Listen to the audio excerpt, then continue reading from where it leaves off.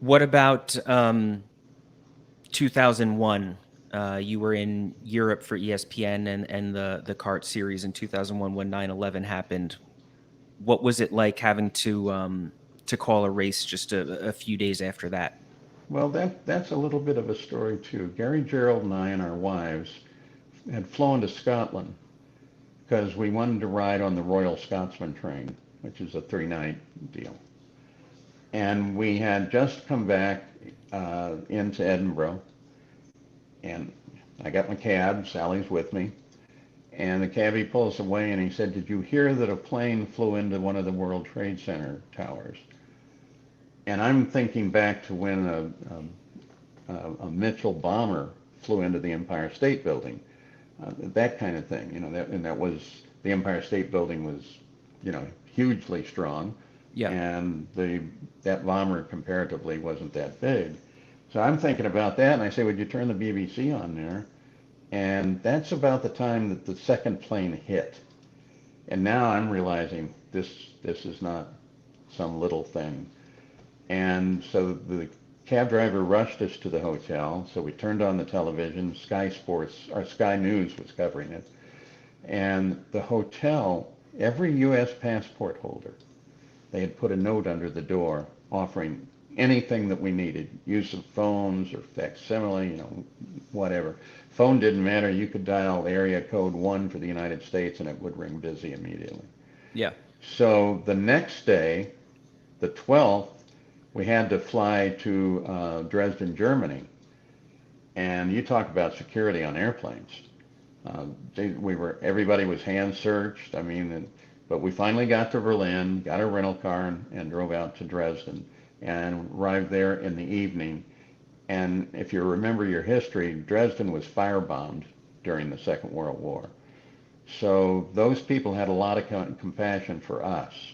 And there were American flags everywhere, and there was this huge memorial in front of the Hilton. There were others there, but the Hilton was the headquarters hotel, and they knew it. And they were standing out there with candles, and they had a candlelight walk all around the downtown and back. And they treated us so well. So that Saturday, they make the decision that we're going to go live with the IndyCar race from Dresden. And I didn't think that we ought to, but the network thought that we should. So I opened with something about 9/11, and I remember specifically that the word tragedy was being used a lot. And I didn't see it that way. That was an atrocity. And that's exactly why I called it on opening the show. And so when that was over, we couldn't go anywhere because you couldn't fly back to the U.S. And besides, we had another race in England the following weekend, but you still couldn't get home. And so on the company's dime, we kind of hung around London, had a pretty good time until we could finally book a seat back home. When did you return? Do you remember how long you were in Yeah, Europe we, for? we were there 3 weeks. 3 weeks. Yeah, 3 weeks on a company's dime in London. Ah, diggity dog. So yeah, it's a benefit. And then that also happened to be the Alex Zanardi crash. I think was that same hmm race. Yeah, How were that's the emotions of seeing that happen?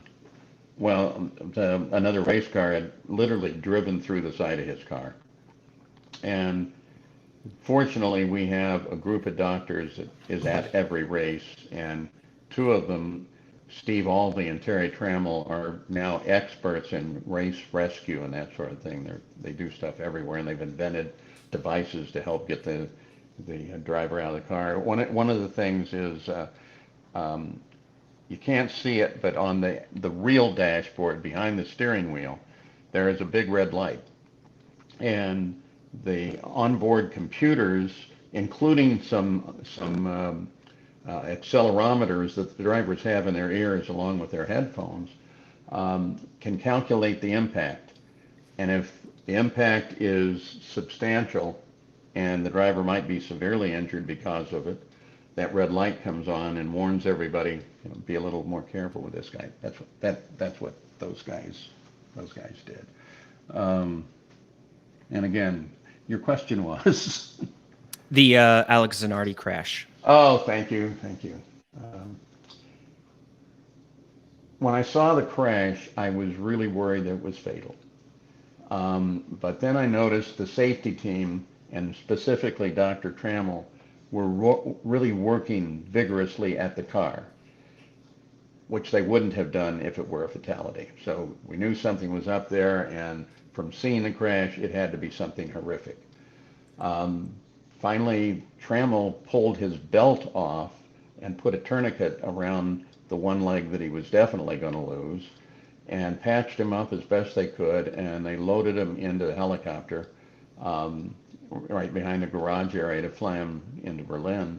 And I still have a vivid picture in my mind of the IndyCar Series priest standing in front of the helicopter and making the sign of the cross.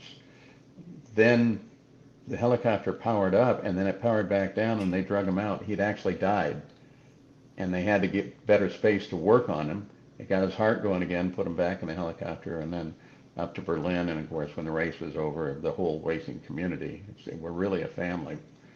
All were at the hospital. How's he going to do? He ended up losing his legs, but not his spirit. Yeah. He had his spirit like you could me. He was a really cool guy. I once apologized that I had not interviewed him as much this particular year, like 3 races into the season as we would have in the year before. And he said, "I'm not doing anything. There's no reason for you to interview me, so don't apologize for it." That was him. That was Zanardi.